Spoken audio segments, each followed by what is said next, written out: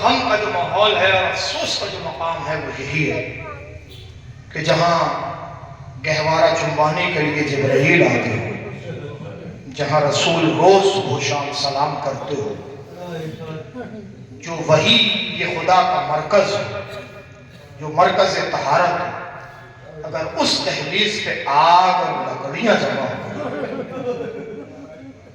افسوس اور غم۔ میں نوجوانوں سے خطاب کرتے ہوئے، بزرگان جانتے ہیں، نوجوان اس بات کو اچھی طریقے سے سمجھ لیں۔ میں ابھی صبح کلاس میں بیٹھ کے کتاب پڑھ رہا تھا تو بہار الانوار کی ایک روایت میری نظروں سے گزری، اور وہ اس لیے گزری کہ میں آپ سے شیئر کر سکوں اور آپ کے سامنے بیان کر سکوں۔ پیغمبر کی وفات کے بعد جب خلافت بٹور لی گئی اور سنبھال لی گئی اور سب نے بیعت کر لی کچھ لوگوں کے علاوہ، ان میں قمر ہیں، سلمان فارسی ہیں، ابو ذر غفاری ہیں، اور ہم چند افراد خود مولا کائنات۔ تو عمر نے ابو بکر سے کہا کہ جب تک علی بیعت نہیں کریں گے، جب تک یہ لوگ بیعت نہیں کریں، تو ایسا کیجئے آپ کوشش کریں کہ علی سے بیعت لے لیں، کیونکہ علی کے بغیر بیعت ان کا کرنا ناممکن ہے۔ تو 3 آدمیوں کا انتخاب ہوا۔ پہلے قنزف سے کہا گیا کہ جاؤ اور علی کو بلا کے لاؤ۔ قنزف یہ چچلات بھائی ہے خلیفہ دوم کا، یہ آیا اور اس نے نقل بات کیا تو علی نے پوچھا کون؟ کہ خلیفہ رسول نے بلایا۔ تو علی علیہ السلام نے فرمایا کہ تمہارا کام ہے صرف پیغام پہنچانا، اور میری طرف سے پیغام لے جاؤ اور اس سے یہ کہنا کہ تم خلیفہ رسول کیسے ہو گئے جبکہ غدیر میں میری خلافت کا اعلان ہو چکا ہے۔ اس نے جا کے بیان کر دیا تو خلیفہ اول نے کہا علی بات صحیح کہتے ہیں، میری خلافت ثابت نہیں ہے مگر علی کی خلافت ثابت ہے۔ یہ بہار الانوار کے جملے ہیں۔ خلیفہ دوم نے پھر ٹارچر کیا، پھر قنزف کو بھیجا گیا اور اس سے کہا کہ جا کے کہو امیر المومنین نے بلایا۔ علی نے پھر جواب دیا کہ امیر المومنین کا خطاب تو مجھے ملا ہے، یہ کسی اور کو کہنے کا حق نہیں ہے۔ پھر انہوں نے کہا بات صحیح ہے، کہا جاؤ یہ کہو کہ خلیفہ جا کے کہو ابو بکر نے بلایا۔ تو جا کے اس نے قنزف نے کہا کہ ابو بکر نے بلایا ہے۔ تو علی نے فرمایا جا کے کہہ دینا کہ میں نے عہد کر لیا ہے کہ رسول کی وفات کا غم گھر کے اندر بیٹھ کے مناؤں گا، باہر نہیں جاؤں گا۔ 3 مرتبہ جب پیغمبر جو بھیجا گیا تھا وہ واپس آیا تو خلیفہ دوم کو چلا لایا، اور انہوں نے زبردستی خالد ابن ولید کو لیا، قنزف کو لیا اور خود چلے اور در دولت قلعہ حیدر کرار پہ تشریف لائے۔ دق الباب کیا تو اندر سے آواز آئی کون؟ کہ فاطمہ دروازہ کھول دو اور علی کو ہمارے حوالے کر دو ورنہ ہم اس گھر میں آگ لگا دیں۔ عزیزو محسوسات کے جملے ہیں اور سمجھنے کے جملے۔ جیسے کہا گھر میں آگ لگا دیں گے تو فاطمہ نے اندر سے آواز دی اس گھر میں آگ لگا دو جس میں ننھے ننھے حسنین کریم ہے۔ کیا اس دروازے میں آگ لگا دو گے کہ جس دروازے پر رسول سلام کرتے تھے؟ کیا اس دروازے میں آگ لگا دو گے کہ جو آیات الہیہ کا مرکز ہے؟ اندر سے جیسے یہ آواز آئی کہ باہر سے جواب دیا گیا ہمیں اس سے کوئی غرض نہیں ہے کہ گھر کس کا ہے اور کیسا ہے اور کون ہے گھر کے اندر۔ فاطمہ نے کہا کہ جب تک میں زندہ ہوں جب تک دروازہ نہیں کھولا جائے۔ کچھ اور یہ کہتے ہوئے حکم ملا غلام کو اس لکڑیاں لگا کے آگ لگا۔ اب جیسے آگ کے شعلے بھڑکے، اب ذرا سب میری طرف متوجہ رہیے گا آپ، اور میں احساسات کے جملے سنانا چاہتا ہوں۔ جیسے شعلے بھڑکے تو فاطمہ نے اپنے ہاتھوں کو اٹھا کر دروازے پر رکھا، اور جیسے فاطمہ نے اپنے ہاتھوں کو اٹھا کے دروازے پر رکھا تو شعلوں کی تمازت سے اور شعلوں کی لپیٹ سے فاطمہ کے ہاتھ چلنے لگے۔ جب فاطمہ کے ہاتھ چلنے لگے تو ہونا تو یہ چاہیے تھا کہ ہاتھ ہٹا لیے جاتے، مگر حسنین کا اتنا خیال تھا کہ فاطمہ نے ہاتھوں کو نہیں ہٹایا۔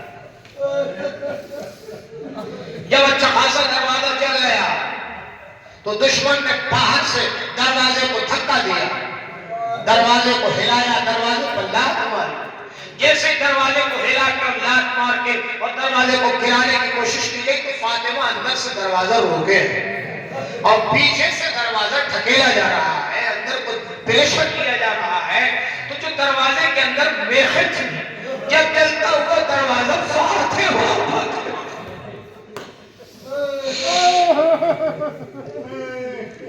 جیسے ہی جلتا ہوا دروازہ زہرا پہ گرا، وہ میخیں، وہ کیلے فاطمہ کی پسلیوں میں چسپا ہو، جن کے اندر بے بس ہونے کی وجہ سے زہرا کی پسلیاں ٹوٹ گئی، زہرا کی پسلیاں ٹوٹ گئی، دروازہ گرا، بے ہوش ہو گئی زہرا۔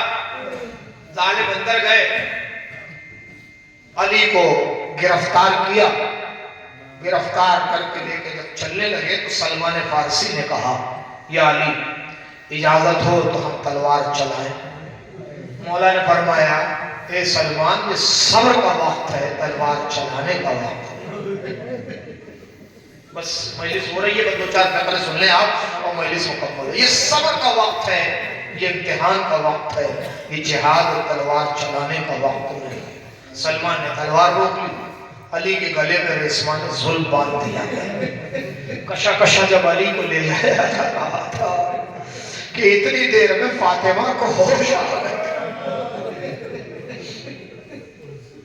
جب زہرا کو ہوش آیا تو پہلا سوال فرما نے فضہ سے پوچھا، فضہ میرا والی و وارث نظر نہیں آتا، میرا علی نظر نہیں آتا، میرا وارث نظر نہیں آتا۔ فضہ نے کہا شہزادی انہیں کشا کشا لے جایا، میں جو منظر سنا رہا ہوں ذرا سا وہ منظر سن لیا بس۔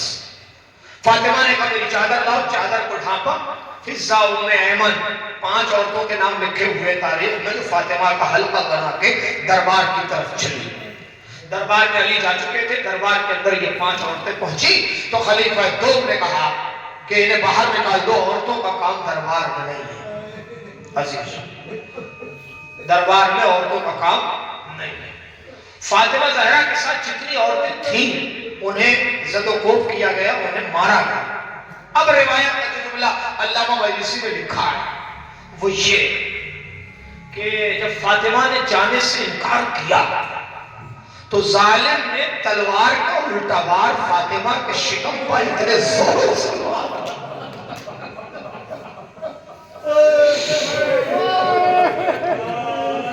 نیام کے اندر تلوار ہے، جس نے تلوار رکھی ہے اس کا الٹا وار جب فاطمہ کے ہاتھ میں مارا گیا تو ایک تو ہاتھ شل ہوا، اور جب فاطمہ کے شکم پر مارا گیا تو شکم کے اندر محسن شہید۔ بس علی و مجلس مکمل ہو رہی ہے، مگر یہ 2 جملے سنتے جائیے گا۔ کیوں محسن شہید ہوا؟ کہ اس لیے کہ وار اتنا سخت تھا کہ بچہ برداشت نہ کر سکا۔ اب ذرا سا فقرہ سن لیں آپ، رسول اللہ زندہ ہے، فاطمہ بیٹھی ہوئی ہے، ایک طرف متوجہ رہیے گا، مجلس مکمل ہو رہی ہے عزیز، فاطمہ سامنے بیٹھی ہے، رسول اللہ زندہ ہے۔ فاطمہ نے ایک پوچھا اے بابا سب کے نام تو آپ نے رکھے، حسن کا نام آپ نے رکھا، حسین کا نام آپ نے رکھا، یہ میرے جو شکم میں بچہ ہے اس کا نام بھی آپ ہی رکھ دیجیے گا۔ جیسے فاطمہ نے کہا اس کا نام آپ رکھ دیجیے، رسول اللہ صاحب کا تھا رونے لگے۔ فاطمہ نے رونے کا جواب پوچھا، رسول نے فرمایا فاطمہ یہ تیرا بچہ زندہ پیدا ہوگا۔ اے فاطمہ تیرے اس بچے کو زندگی میں اثر نہیں ہوگی۔ فاطمہ نے کہا کیوں میرے بابا کیوں؟